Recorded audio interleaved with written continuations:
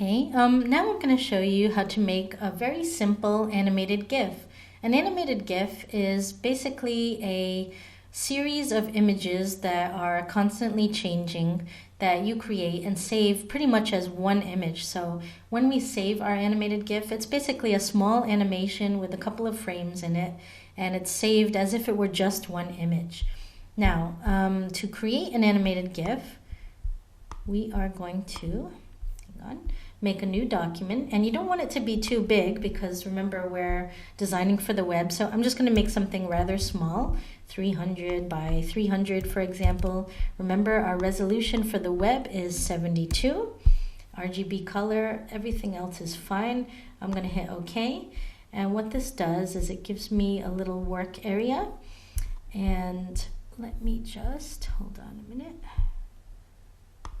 Move this over. So here are my layers over here, and then we need to also have our timeline as well. If you don't see your timeline window, then you basically go up here, window, and then timeline. So we're going to create a small animation that we can put on our web page. Now I'm going to do the world's simplest, most basic looking animated GIF, but animated GIFs, if you go, I don't know, check your email, sometimes you'll see little banner ads popping up, or maybe when you're searching Google, those are animated GIFs. So just by learning how to make an animated GIF, you could actually get work making little banner ads. There are other ways to make animated GIFs. Some people use Flash or other programs to make these little short animations, but they capture your attention. They kind of, they're more dynamic than still imagery, and you'll see them a lot used for banner ads. You'll see them a lot also in blogs and forums. I don't know, like if you're, for example, a Harry Potter fan and you were to go to a Harry Potter forum, you'll see some fans will take a few stills from their favorite movie and create an animated GIF out of it, and it'll either loop over and over again or whatever. It's just I don't know, it's just a souped up image. It's not a still image, it's a series of images, so it captures your attention. So some people like to use them in their signatures and forums and blogs. Advertisers love to use them for advertising, but they also can be nice if you use them for good and not for evil on your website. Especially later on, as I show you how to make something really nice. If you want to make a little slideshow, taking some of your art pieces and highlighting, for example, your 5 best pieces of art and make a little slideshow out of it, or just something very simple. I'm going to show you how to make a very simple animated GIF. It's not going to be pretty, but you'll know how to do it. Okay, so step 1 is we need to have our work area, and our work area is rather small, to be honest. So I'm just going to zoom in a little bit so we can see what we're doing. Okay, here's our timeline, and we don't have anything yet, so I'm just going to draw. Okay, I'm going to draw something very simple. Again, I'm doing this in a few minutes, so I'm just going to draw the world's most simple happy face guy. Okay, so there he is. So here's our background. Okay, so under create video timeline, we're going to say create frame animation. Click. When I do that, I get a timeline that shows me 1 frame. So technically we don't have an animation yet. What you need to do is in your layers window, we're going to just click this button here. We're going to add 1, 2, 3 more layers. And I'm actually going to double click on my background and rename it. So it's called layer 0. So I'm going to hit OK. And the reason I did that is when it's called background, it's locked, whereas when I name it anything but background, it becomes unlocked. So it just allows me to make little changes. So let's pretend that we're going to make the world's most simple animated GIF. And I know how ugly this is, but it's just for sample purposes to keep it simple. So let's make a 4-frame animation. So to start off, you have to have your background layer at the bottom, layer 0, and then I've added 3 new layers here. Now what I need to do is I need to add 3 more frames here to correspond with my layers over here. So under the little drop-down menu, we're going to say new frame, and that gives us another frame, and let's just repeat that and one more time so that we have 4. Okay, so now we have 4 frames. Now, I actually, believe it or not, have an animation. I'm going to hit play, and it played, but nothing happened because nothing's changing. So before I do anything else, so I've got my 4 frames here in my timeline, and I've got 4 layers. And let's start to add things that are going to happen in my animated GIF. So this is going to be our base layer, and then in layer 1, let's say for whatever reason, and yeah, this is ugly. Let me just make my brush a little smaller. Let's say for whatever reason, in layer 1, our little guy gets eyebrows. Simple enough, right? So you'll see there's little eyebrows, and then let's say in layer 2, he gets really happy, like much happier than he was before. Okay, so I'm just changing the mouth a little bit. Okay, and then layer 3, he gets ears. Okay, and again, I'm just doing simple stuff just so you can see how it works. We'll give him a little spiky hair as well. I'm sure he'll be even happier.